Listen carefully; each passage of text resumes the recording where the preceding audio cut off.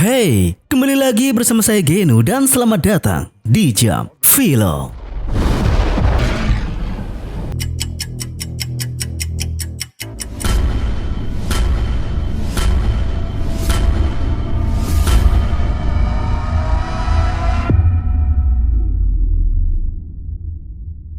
Pertempuran yang menentukan dalam perang ini terjadi di front timur. Sekutu, yaitu pihak Inggris, harus mengirimkan senjata dan perbekalan ke Uni Soviet. Kargo dikirim oleh kapal kargo yang bergerak dalam formasi atau konvoi. Awak kapalnya adalah pelaut sipil Norwegia. Sekutu melindungi konvoi tersebut dengan pengawalan militer. Pesawat, kapal perang, dan kapal selam Jerman merupakan ancaman yang terus-menerus menghantui mereka. Rute konvoi musim panas di tahun 1942 dari Islandia menuju Murmansk yang diperkirakan waktu transit hanya 12 hari.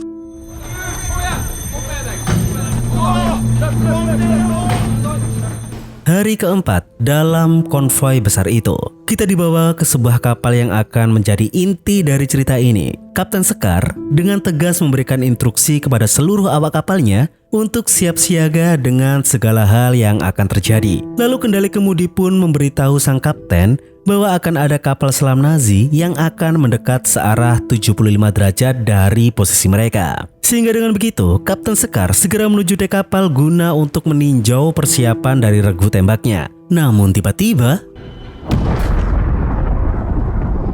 satu kapal konvoi berhasil diledakkan oleh kapal selam Nazi. Pertanyaannya adalah, siapa berikutnya? Para kapal konvoi pun segera melakukan manuver untuk menghindari serangan kapal-kapal selam Nazi yang ada di bawah lautan itu. Dan kapal Kapten Sekar, ketika mereka menemukan titik posisi kapal selam musuh, mereka bersiap untuk menyerang. Tapi tiba-tiba,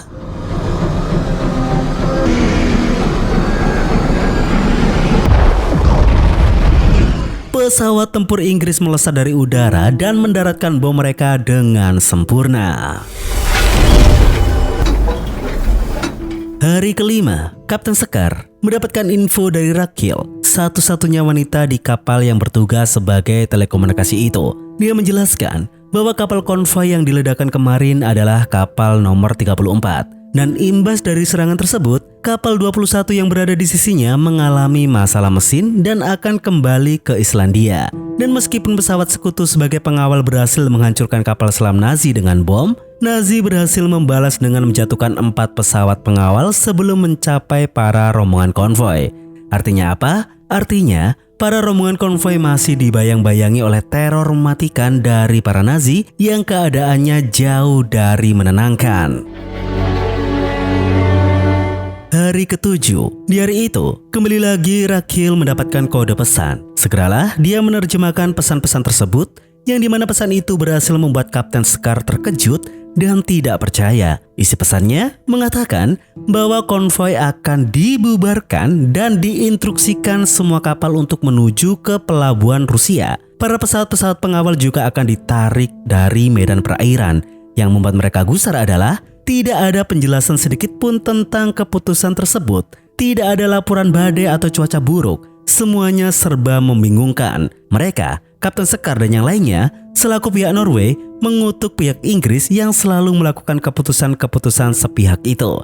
Dan alasan yang paling kuat yang ada di benak mereka adalah Inggris membubarkan konvoi bisa jadi karena merasa kalah atas keunggulan militer dengan Nazi. Jika Inggris merasa tidak memiliki peluang, mereka akan selalu menarik pasukan mereka. Atau mungkin ratusan kapal perang Jerman sedang menuju ke posisi para konvoi. Semua kemungkinan bisa saja terjadi. Di sana Kapten Sekar menganalisa, jika kembali dan menuju ke titik yang diinstruksikan oleh Inggris, tantangan terbesar mereka adalah pangkalan udara Jerman yang berada di Norwegia Utara. Artinya, kembali atau tidaknya mereka sama-sama memiliki resiko tinggi untuk mati. Terjadi perdebatan di antara mereka. Semua kapal kini tidak bisa berkoordinasi satu sama lain karena jika mereka melakukan komunikasi, itu sama saja akan mengungkap posisi mereka ke pihak Nazi. Keadaan semakin mencekam dan Kapten Sekar harus segera bisa mengambil keputusan terbaik di tengah terpecahnya kekompakan mereka.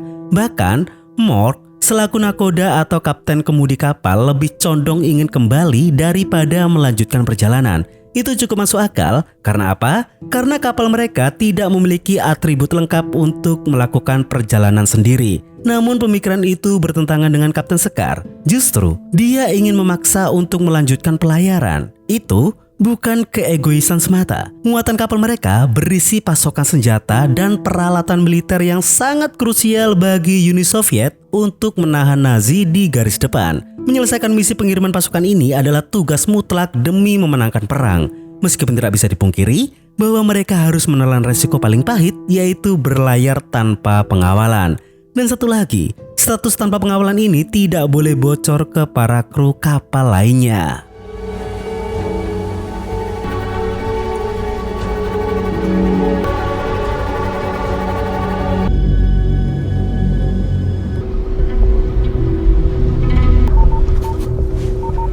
Hari ke-8, Kapten Sekar kembali menerima surat darurat yang memberitahukan tentang torpedo kapal selam Nazi yang berhasil menenggelamkan beberapa kapal konvoi. Mereka juga menerima pesan berbahaya dari 4 kapal lainnya. Yang terakhir dari kapal 18 yang berhasil ditenggelamkan Nazi, di mana para awaknya untungnya berhasil menyelamatkan diri dengan sekoci. Sungguh nasib yang sangat tragis. Namun kendati pun demikian, Kapten Sekar tetap teguh dengan keputusannya. Tidak ada jalan untuk kembali. Dia akan tetap berada pada jalur untuk menuju ke Murmansk.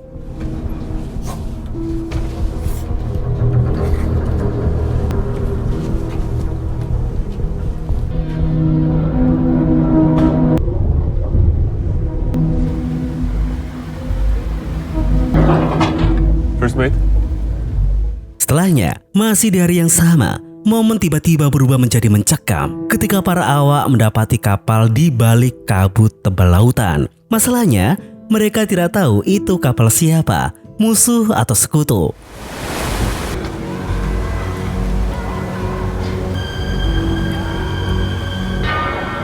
Setelah memastikan dengan keyakinannya, Mok memutuskan untuk menetapkan haluan ke kapal tersebut dan memberi instruksi untuk mengirim sekoci.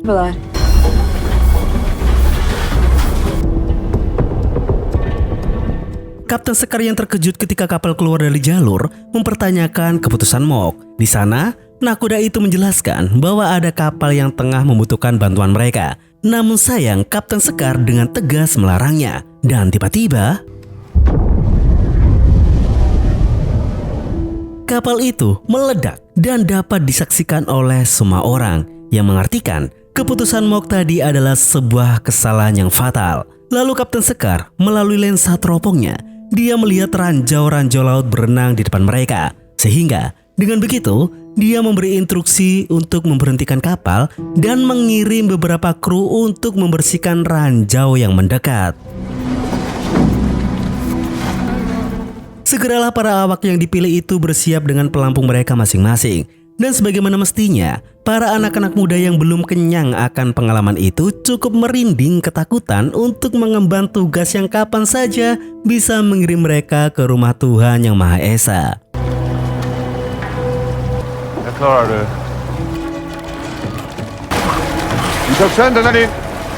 Isaksen, di sana dia melakukan itu dengan tenang. Ja.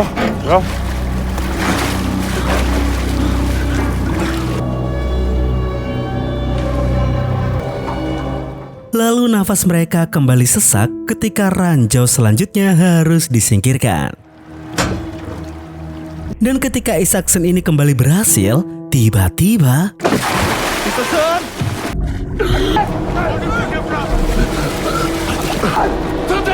Isaksen pun terhanyut arus laut dengan cepat. Dan tanpa ada yang bisa mereka lakukan, Isaksen sudah terlalu jauh dari jangkauan kapal dan menghilang di telan kabut tebal.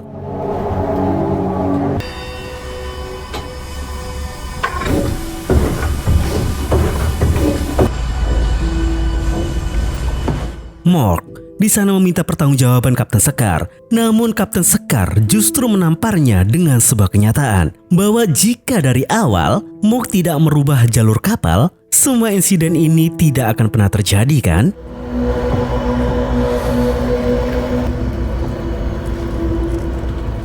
Selanjutnya, atas kematian Isaacson, suasana di kapal jelas menjadi semakin berat. Bahkan ketika Kapten Scar menemui Eric selaku pimpinan teknisi kapal itu, terjadi perseteruan di mana Eric dengan gamblang dan jelas mengatakan bahwa dia ingin segera turun dari kapal ini. Namun Kapten Scar membujuk Eric agar mau menyelesaikan misi untuk menuju ke Murmax. Sebagai imbalannya, Kapten Scar akan membantunya untuk mendapatkan cuti yang panjang setelah misi selesai. Namun tidak cukup di sana, teman-teman. Di ruang makan kru telah terjadi keributan dikarenakan mereka pada akhirnya tahu tentang posisi mereka yang berlayar tanpa pengawalan. Sehingga dengan begitu, Kapten Scar menghampiri mereka dan menjelaskan alasan di balik keputusannya.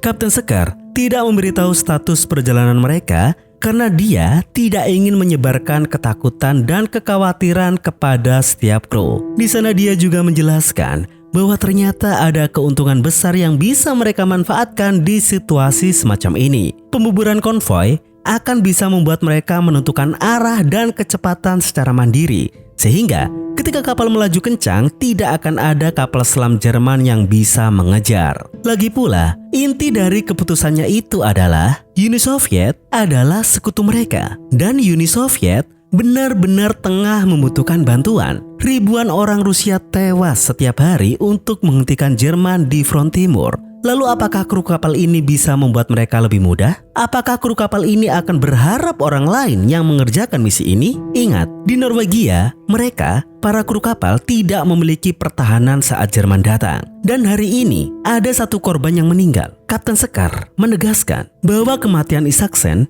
bukanlah hal yang sia-sia. Dia gugur demi kapal. Sebab, jika misi ini berhasil untuk membantu Soviet, mereka akan berhasil memukul mundur Jerman. Sekarang, para kru kapal ini bisa memberi mereka kesempatan yang tidak pernah didapat oleh pejuang perlawanan Norwegia sekalipun. Dan pada akhirnya, perang akan berakhir. Kontribusi misi ini, kontribusi Isaacson ini akan membuat perbedaan. Dan begitulah seharusnya cara mereka untuk kembali pulang. Dan jelas, pidato nasionalis itu cukup membuat semua orang diam dan merenung.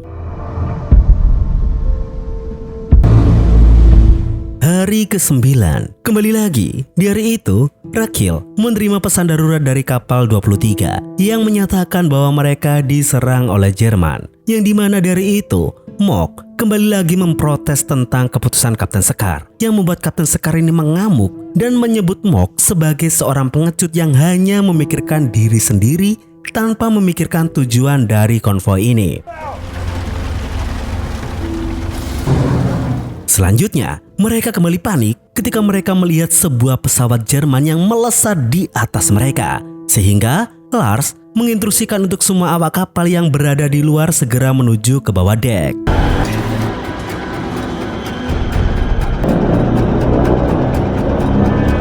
Unit tembak sudah bersiap dan pertarungan mereka pun dimulai.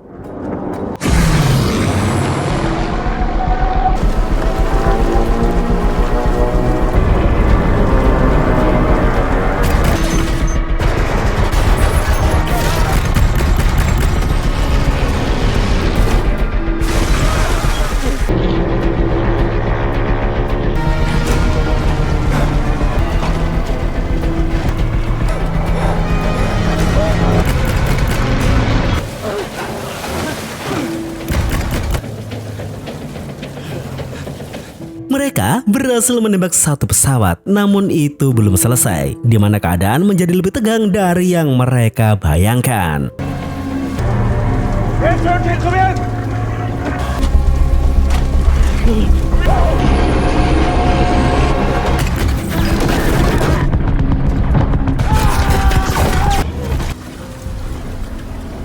Serangan kedua itu menewaskan Everson, di mana anak muda itu tewas tepat di hadapan Mok. Dan lebih mengejutkan lagi, Kapten Scar juga terkena tembakan dengan telak.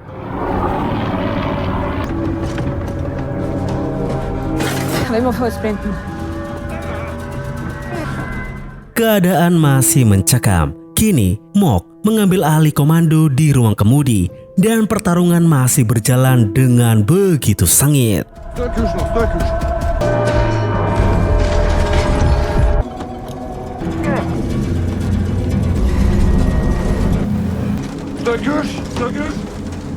Dan ketika pesawat itu kembali mendekat, di sanalah mereka mempertaruhkan segalanya.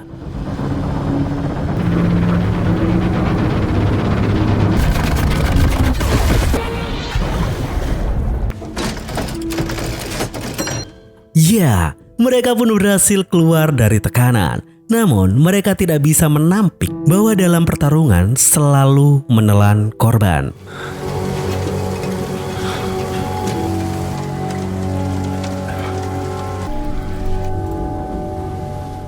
Kapten Sekar berhasil ditangani dan kini dia hanya terbaring tak sadarkan diri. Sehingga di momen itu, Mork mendeklarasikan bahwa dialah yang akan mengambil alih pimpinan selama Kapten Sekar tidak sadarkan diri. Intinya, dari semua kejadian ini, Mork ingin menyelamatkan semua kru dan langsung mengambil keputusan bahwa kapal harus segera kembali ke Islandia. Dan dalam hal itu, hanya Rakhil yang menentang keputusan Mork. Dan satu hal lagi yang bisa kita lihat teman-teman, didukung oleh Lars, Mork menambah obat penenang ke dalam tubuh Kapten Sekar dan segera mengunci beliau di ruangannya.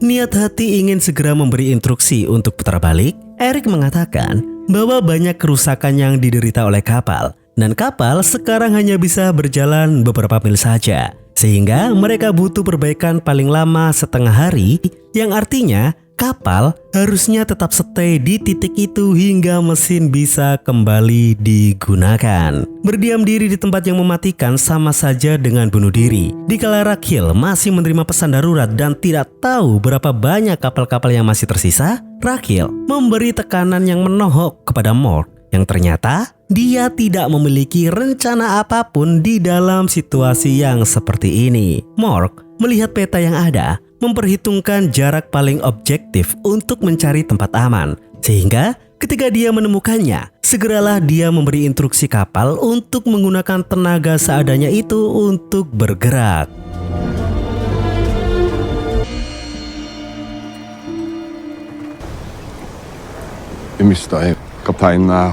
Hari ke-11, salju turun dari atas langit. Mork mengumpulkan semua orang di luar dek kapal. Selain untuk melakukan upacara pemakaman Everson, Mork menjelaskan bahwa dia akan menentukan arah kapal untuk menuju ke utara. Di sana, mereka akan berada di luar jangkauan pesawat terbang Jerman. Es yang mengapung sangat tebal di sana akan membuat kapal selam Jerman tidak berguna. Sehingga tempat itu bisa memberi mereka waktu untuk melakukan perbaikan yang diperlukan dan bertahan. Dan setelahnya, pemakaman Everson pun berjalan dengan sangat hikmat, di mana jasadnya akan hanyut di lautan lepas menyusul Isaksen. Hari ke-12, hari yang harusnya konvoi sudah sampai di Murmansk kalau semuanya lancar tanpa halangan. Tapi yang ada, kini mereka diantah berantah. Dan Mork kembali menambahkan obat penenang di tubuh Kapten Sekar. Mereka sudah berjalan jauh ke utara. Yang tidak disangka oleh Mork adalah lapisan es di sana terlalu tebal. Suhu dingin meningkat tajam yang membuat senjata mesin mereka benar-benar beku dan tidak bisa digunakan sama sekali. Di sana, Rakhil menyampaikan alternatif yang mungkin bisa dilakukan, yaitu jika Erik berhasil memperbaiki mesin dan seluruh kru sudah mendapatkan istirahat yang cukup untuk mencapai Murmansk, mereka bisa dengan cara memutari Tanjung Utara tanpa ketahuan.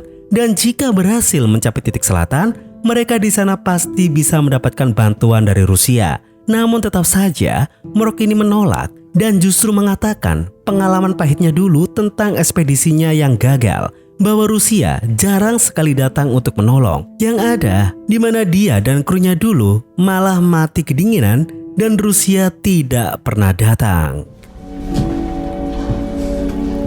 Hari ke-13, ketika Mork ingin kembali memberikan obat penenang kepada Kapten Sekar, dia terkejut.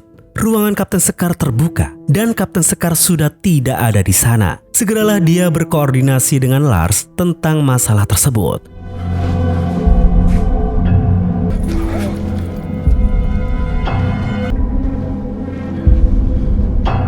Mork segera mencari di seluruh ruangan hingga dia mencapai ke kargo kapal, tempat di mana semua senjata yang mereka angkut disimpan. Dan di sanalah dia mendapati Kapten Sekar yang sudah duduk dan mengokang senjatanya, yang mengisyaratkan bahwa dia tahu tentang sabotase yang dilakukan oleh Mork. Menyadari dia bangun tanpa senjata dan terkunci di kabinnya sendiri. Mork di sana mencoba menjelaskan dengan perlahan dan gemetar, karena Kapten Sekar menyadari bahwa mereka sekarang berada di utara, tempat di mana lautan es beku membentang sejauh mata memandang, yang pada akhirnya membuat Mork ini beralasan bahwa semua itu guna untuk mencari tempat yang aman selama perbaikan mesin.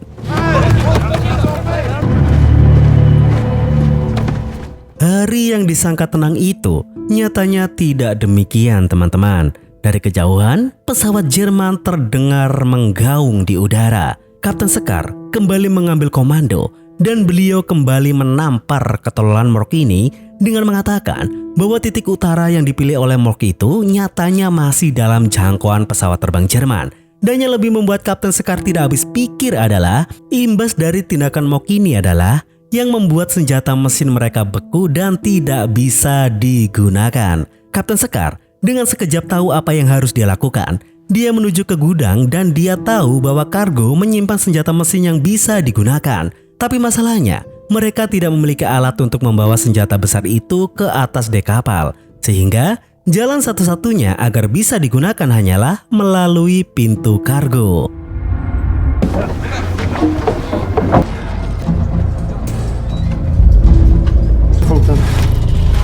Selain itu, Mork memiliki ide, yaitu melakukan rencana kamuflase di mana mereka akan mengecat kapal mereka menjadi putih, seperti hamparan salju, dengan harapan pesawat Jerman tidak mudah melihat mereka dari langit-langit itu.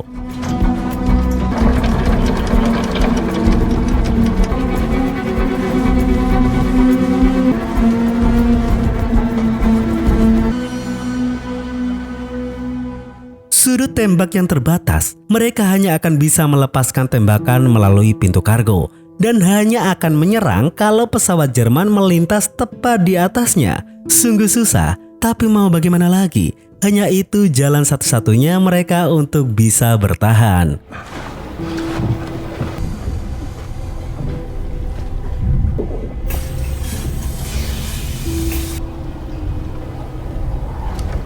Tidak lama setelah itu, Lars memberi info kalau pesawat Jerman sudah terlihat dan menuju ke arah mereka.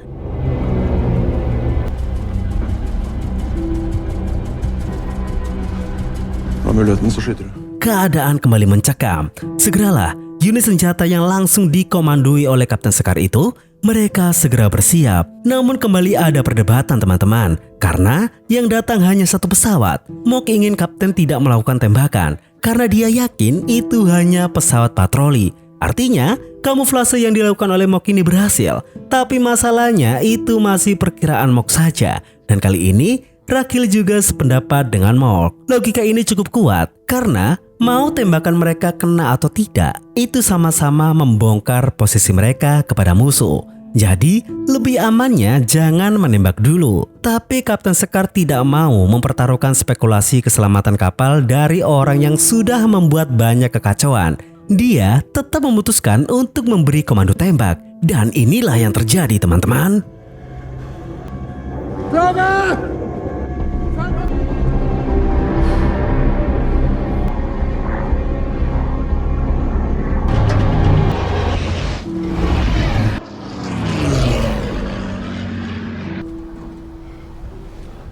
Nyatanya, Johan tidak meluncurkan tembakannya. Semuanya melongo, semuanya menghembuskan nafas panjang mereka. Artinya, spekulasi keberhasilan kamuflase mereka itu benar-benar tepat. Dan Kapten Sekar, nampaknya dia sudah mulai mau mengakui spekulasi dari Mork itu. Setelahnya, Mork menghampiri Erik, di mana Erik mengatakan bahwa mesin kapal sudah siap dan seharusnya bisa bekerja dengan kapasitas penuh sekarang. Sedangkan Kapten Sekar, dia menahan rasa sakit atas luka di perutnya. Lalu tidak lama setelah itu, Mork datang menemuinya untuk memberi info bahwa mesin kapal sudah siap untuk digunakan. Jelas nampak di sana pertemuan mereka nampak masih canggung. Tapi Kapten Sekar menyadari bahwa tidak sepatutnya terus seperti itu. Ketika Mork ini hendak pergi, Kapten Sekar membuka percakapan sentimental terhadap Mork. menanyakan berapa lama sudah dia bertugas, yang memang sudah menelan waktu 3 tahun. Selama itulah Mork meninggalkan keluarganya. Bahkan Mork ini tidak yakin kalau anak-anaknya masih mengenalnya kalau pulang ke rumah nanti. Begitupun juga dengan Kapten Sekar. Di sini baru terungkap bahwa sebenarnya Kapten Sekar berbeda dengan Mork. Kapten Sekar lahir besar di panti asuhan. Sepanjang hidupnya dia menemukan keluarga-keluarganya dari kapal ke kapal sebagai pelaut sipil. Kapten Sekar melanjutkan bahwa di kapal sekarang harusnya ada seseorang yang membuat keputusan. Jika tidak, akan terjadi sebuah anarki yang tidak diperlukan. Dan atas kesalahannya tadi yang ingin menembak pesawat patroli Jerman itu, dia mengakui bahwa itu adalah komando yang benar-benar salah. Membuatnya harus mengakui kalau instingnya sudah melemah dan takutnya malah menelan korban jiwa lagi. Sehingga dengan keyakinan yang masih tersisa di lubuk hatinya, dia pun mempercayakan Mork untuk mengambil alih pimpinan secara penuh di atas kapal. Dan beginilah, entah apa keputusan Mork, lanjut ke Murmansk atau kembali ke Islandia seperti yang dia pikirkan sebelumnya. Setelahnya, Mork menemui Rakel. Di sana wanita itu mulai menanyakan rencana dari Kapten Mork. Apakah dia memutuskan untuk kembali ke Islandia? Dan tanpa disangka teman-teman, Mork merubah pikirannya. Dia sadar jika kembali ke Islandia adalah sebuah keputusan yang buruk. Karena apa? Jika mereka kembali, tidak akan ada seorang pun di sana yang menduga akan ada kapal yang datang sendirian beberapa hari setelah kapal-kapal lainnya. Bisa saja mereka nanti akan dikira sebagai musuh dan malah akan diserang habis-habisan. Artinya apa? Ungkapan tersebut mengartikan bahwa Kapten Mork membuat keputusan bahwa mereka akan lanjut untuk menuju Murmansk.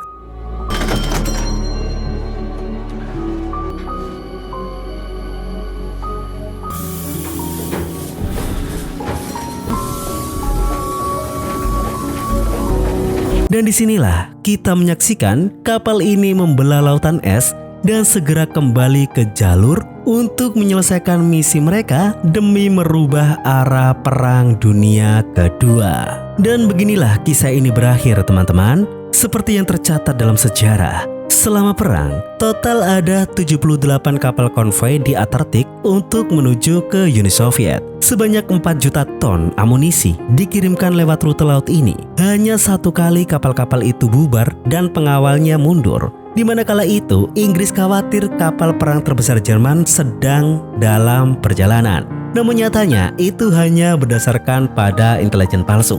Yang ada, kapal Jerman tidak pernah meninggalkan fjord. Keputusan untuk membubarkan konvoi dipandang sebagai salah satu salah perhitungan terbesar dalam perang. Sebanyak 35 kapal ikut serta dalam konvoi tersebut.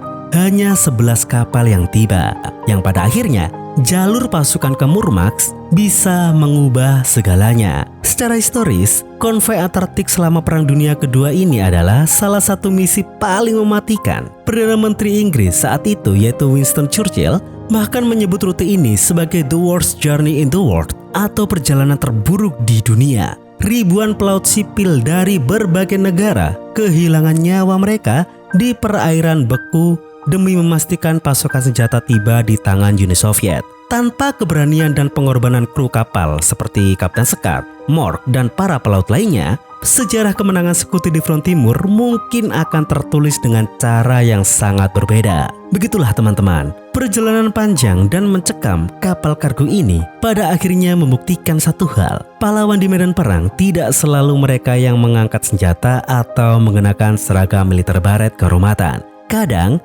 mereka hanyalah pelaut sipil biasa yang terjebak di tengah lautan es, namun menolak untuk menyerah pada ketakutan. Cukup sekian dari saya Geno, mewakili Jam Film pamit undur diri, dan sampai jumpa di video selanjutnya.